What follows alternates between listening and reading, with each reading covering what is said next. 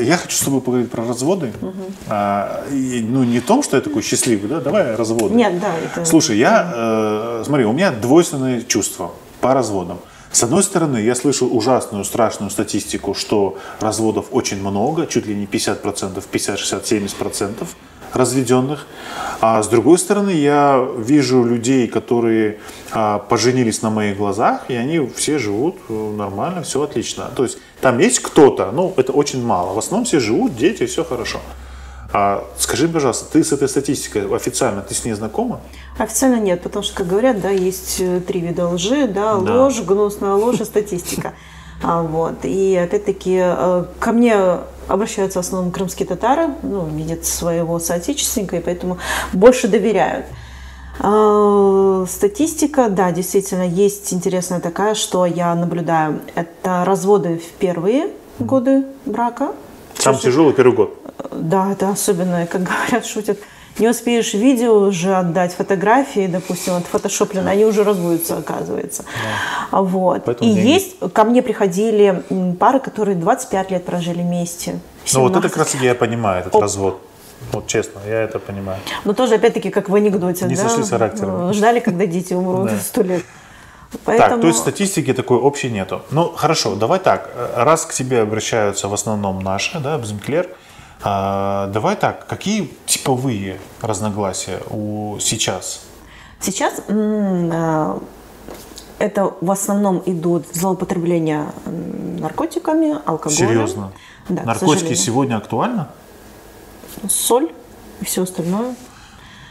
Я вообще не в курсе, ну честно. Соль, она тоже актуальна сейчас? Вроде как с ней борются, не получается. Я не вдаюсь в подробности, какие наркотики это мы говорим прямо про взрослых, там, 30-летних, там, 40-летних мужиков, которые прямо на этом плотно сидят. Да. Вот, потому что алкоголь, наркотики – это все те факторы, с которыми очень тяжело бороться, и практически их невозможно победить. Да. Тем более женщине это, к сожалению, такая ситуация. Вот. Есть семьи, где есть насилие. Физическое бытовое и психологическое, да, семейное насилие. У нас уже научились бороться с психологическим насилием? Нет, к сожалению, нет. Потому что подожди, нет раз к тебе ключевых. пришли, это уже бракоразводный процесс, раз к тебе обращаются? Я стараюсь помирить, посмотреть ситуацию и, возможно, найти компромиссы, потому что бракоразводный процесс, там, где дети, это тяжело для детей в первую очередь. Ну, естественно. Вот. Дети очень часто становятся заложниками этой ситуации и таким, знаете, разменной монетой. Через детей стараются надавить на другую сторону. Ну давай так, давай открыто говорить. Женщины стараются через детей давить на мужчин. И наоборот. Серьезно? Да. Так что здесь хорошо, но в основном-то заканчивается тем, что дети остаются с мамой. Да, в основном, да, так, конечно. В чем тогда проблема? Там уже по поводу порядка общения с детьми. То есть регулярность? Через день и через день. Я забираю на выходные, ты не забираешь. Это предмет торга. Да, это ужасно, потому что это доходит до суда. На суде это и психологи, и детей допрашивают после 10 лет, если возраст. Да? Это и органы соцзащиты, управление труда и соцзащиты, которые тоже, органы опеки и попечительства, органы по делам детей, которые тоже дают свое заключение. Это и психологическая экспертиза, кому ребенок больше привязан, и так далее. Вот, это ужасно. А если, допустим, условный отец сидит на соли, ему что, в его пользу могут ребенка? Нет, здесь уже трава. Это тяжелый случай, да? Да, это там уже... Так, смотри, значит, основные проблемы бракоразводных процессов – это вот серьезные наркотики, там, алкоголь, да, то есть, такая... Наркотики, алкоголь, потом бытовое насилие, оно сейчас распространено вообще у нас? Да, но, получается, женщины стесняются об этом говорить, женщины боятся об этом говорить, поэтому это стесняются или боятся? И стесняются. В равной степени. Это так, да, как-то. А что скажут? И у нас все-таки есть эта тенденция, что всегда виновата женщина в большинстве случаев. А это не связано с нашим национальным менталитетом? Да, конечно, это связано. Это очень сильно связано. Особенно здесь это просто прослеживается. Мне каждая женщина говорит: я боюсь, что скажут мне остальные другие. Есть женщины, которые говорят, что меня родители не поддерживают. Это страшно, это ужасно. Она приходит, просто никакая, говоришь, ваши родители, братья, говорит, они меня выгоняют из дома, говорит, иди живи с ним. Слушай, а ты никогда не думал, что ее вина тоже может быть в этом и нет? ну, как говорят, вина везде, да, то есть почему он... Но не бывает же прям вот такой муж, вот он неадекватный. Нет, конечно, бывает там, где есть женщина, и думаешь, да ради бога, разведись ты с ней, женись на нормальной, да, адекватной. Конечно, это бывает. То есть здесь каждый случай, он отдельно, своеобразно очень. То есть, получается, насилие психологическое, физическое, что еще бывает? Бывает вот так, это что вот не самое... ужились в одном доме? Вот да. Я вот копаю, я пытаюсь понять, я очень долго разговариваю с этими парами, потому что я сама не могу понять, что их толкает на развод. Вроде и дом полная чаша, и дети хорошие, и все есть. Родители да? мужа? Родители мужа где-нибудь в Керчи живут, и там раз в год... То есть тебе и такие мозоли приходят разводиться? Да, то есть идеальнейшая семья, идеальный сон, они разводятся. И когда начинаешь, причина развода, я говорю уже, чтобы что-то написать. Это не для просто, это чисто интересно. Да. Мне действительно для себя выяснить, что их толкает, потому что ты хочешь вот в этой ситуации их не развести, говоришь, давайте мы поговорим. Уже подумали. Да, давайте вы поживете отдельно. Не надо до развода, это некрасиво в суде, это очень грязный процесс. Особенно где алименты, где раздел имущества, где дети, это ужасный процесс. Потому что там перерывается там грязное белье, отвратительно. Что у меня были процессы, когда адвокаты, юристы, я там с органов по делам детей, тот же психолог, судья уже вот так вот на родителям кричали: успокойтесь, это ваши дети. Они там готовы были глотки перегрызть. То есть на детей вообще нет? Нет, да, когда вот дети, это рычаги давления на другую сторону. Да. Вот. А вот эти идеальные семьи, он не так посмотрел, он не так сказал, он приехал поздно, она кушать не приготовила. Жиру бесится, короче. Да? Получается. Слушай, да? с твоим бэкграундом, с твоим вот этим, ты думаешь, ребята, ну-ка быстро отсюда, да? То есть уровень проблемы, это же вообще смешной получается. Ужасно смешно. Это может быть детская ментальность у людей? Слушайте, в таком возрасте, когда далеко за ЗО, как говорится, там, в 35, допустим, там. Не, давай нужно 35, официально молодежь еще, давай не надо начинать. Все-таки мудрость уже какая-то есть, быть, да, и разводится, ребята, что ж такое, это в конце концов не 18 лет, когда там юношеский максимализм бьет ключом. Да. А вот непонятно. И у тебя получалось людей помирить? Были такие опыты?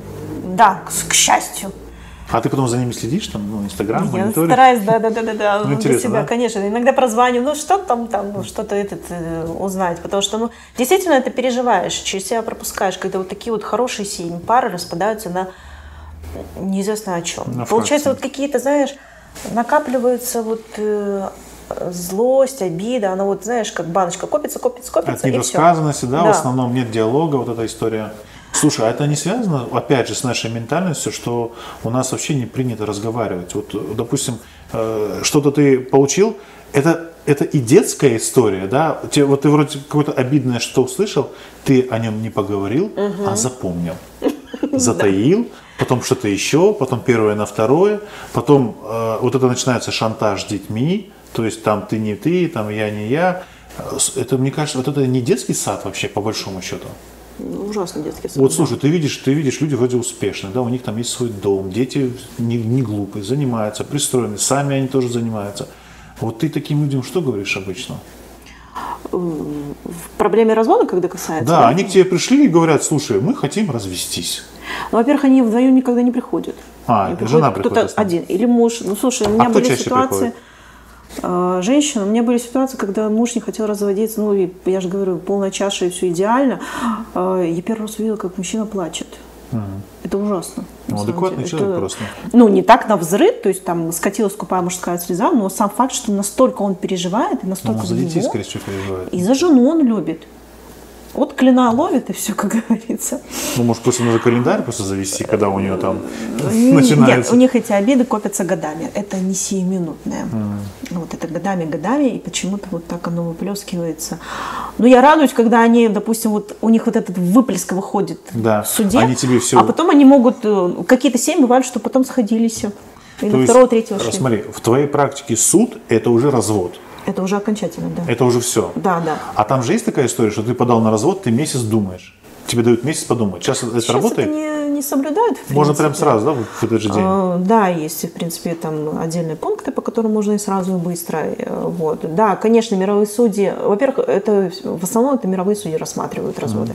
Вот. Если обычные суды общей юрисдикции, то все суды загружены. То есть хочешь не хочешь, Им месяц. не до этого все, да? Да, типа, все, разводиться. Вот, они этим не заморачивают. Может, в советские времена это было, такое, вот подумайте, там, социальный брак, да, там же такой семейка, культ был, да, семья, она там общество. до конца жизни, да? Да, сейчас нет. Слушай, а ты не думал о том, что иногда лучше людям развестись Да. и нормально Конечно. Да, есть такие. Но опять-таки это Ты где... таких не отговариваешь? Где достаточно сложная ситуация. Это злоупотребление, это насилие. То здесь и безоговорочно, потому что это страдают дети, это страдает вторая половинка жена. А было такое, что там 4 детей, то есть многодетные большие семьи? У Такое? меня 3 было только, вот как-то, вот и все. Прям уж такая многодетная нет.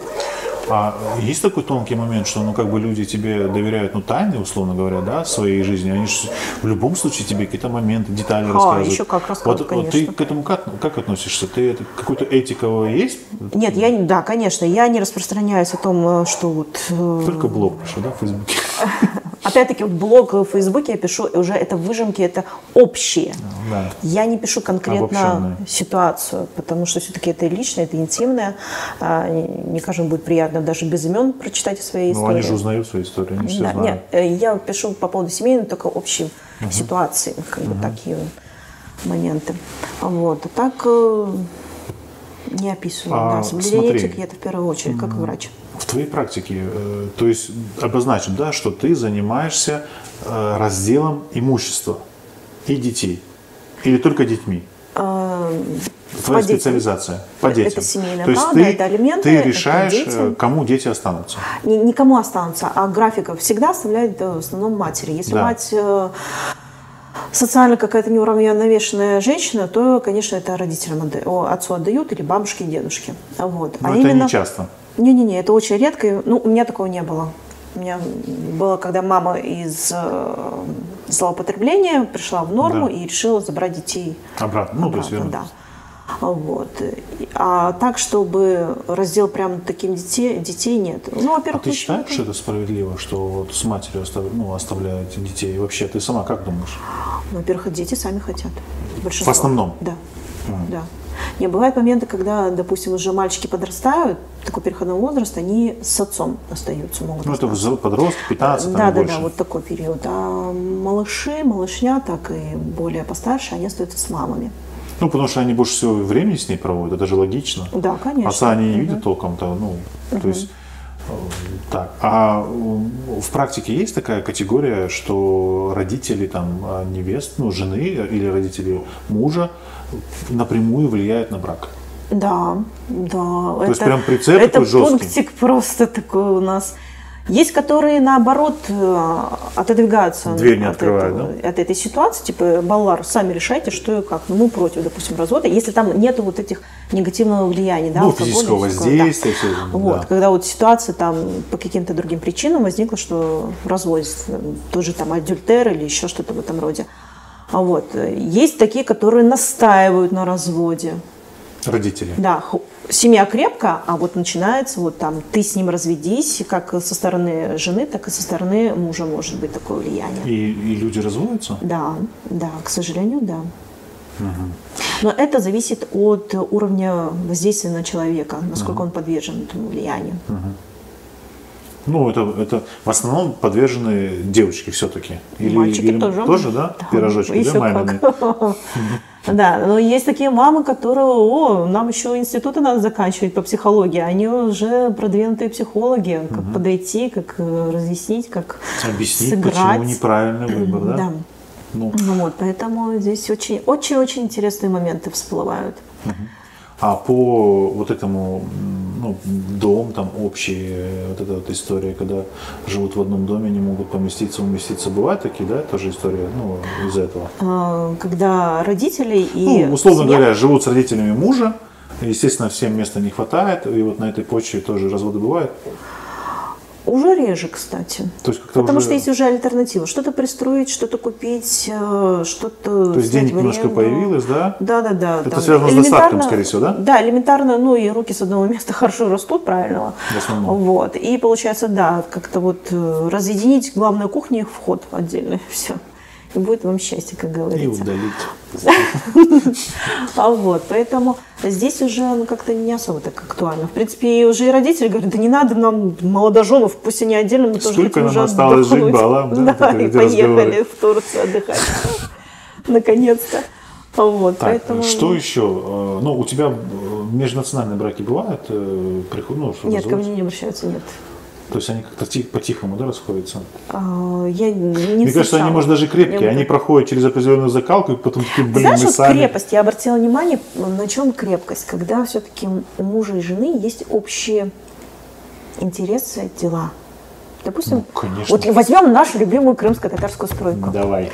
Вот. Если есть они жены, построили которые дом, они не разойдутся.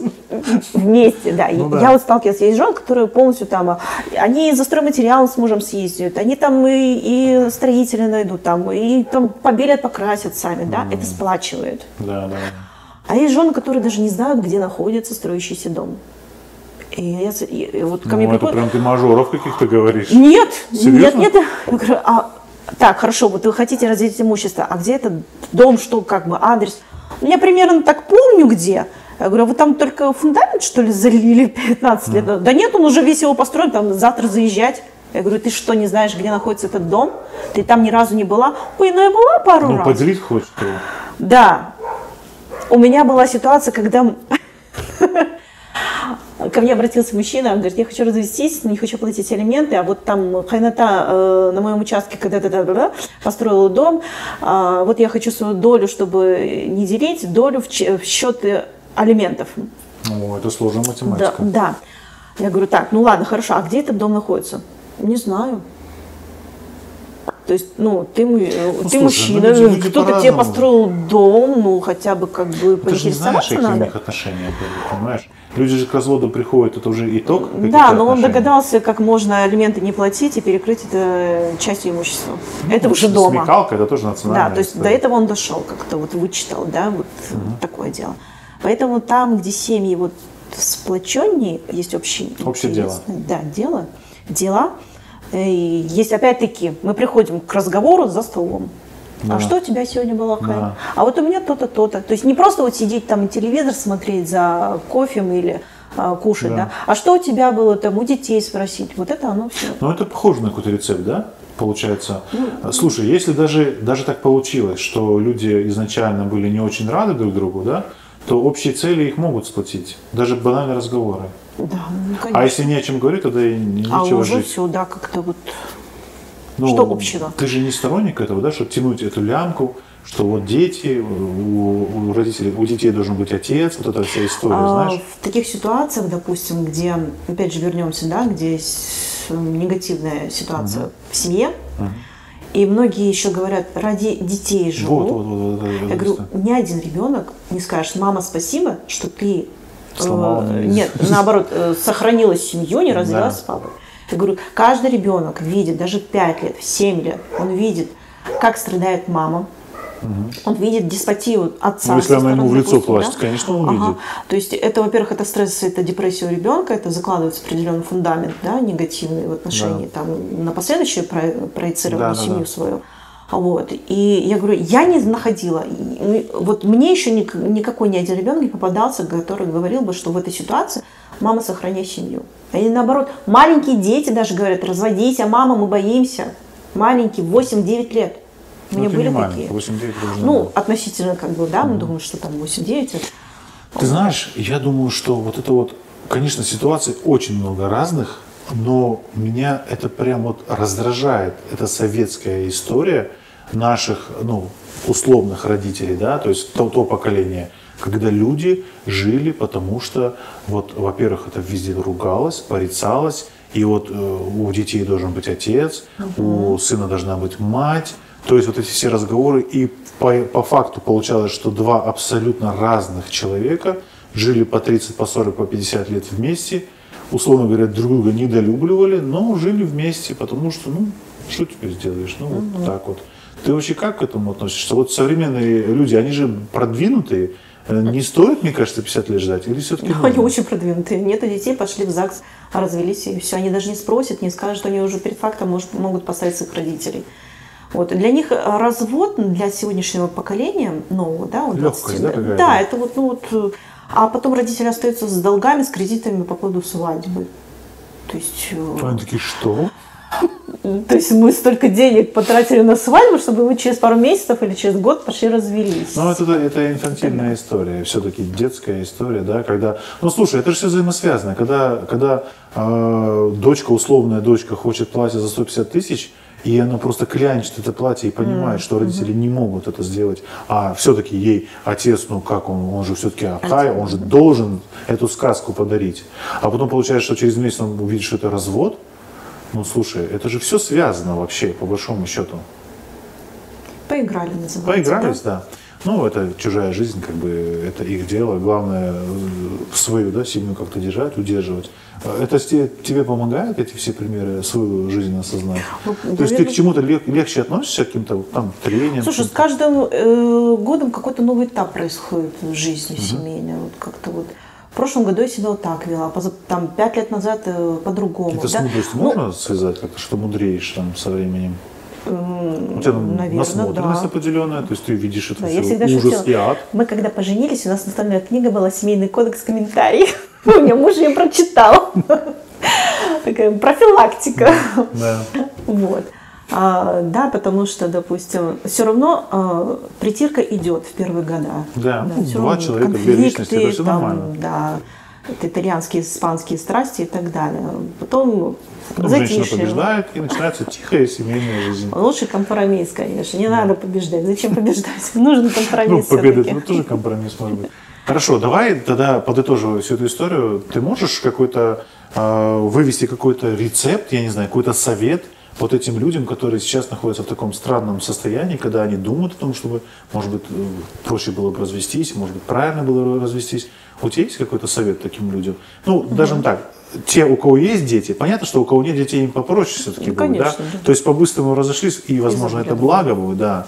То есть, ну, не надо терпеть, да, всей этой истории. Ну, давай подумаем над теми, у кого есть дети. Все-таки это уже ответственность, это уже вот эта вся история. У тебя есть какой-то совет этим людям, которые просто на уровне мысли сейчас, они думают, блин, надоело уже, развестись хочется. Развестись — это уже конкретная точка. Можно прожить отдельно. Пожить отдельно? Да, я всегда говорю. Ну, условно говоря, отдельно. Уехала к маме или муж уехал к папе. Не обязательно, да, ну как бы, да, там, не обязательно идти и штампы ставить. Поживите отдельно. Там месяц, полгода, год. Развестись вы всегда успеете. Как бы, да.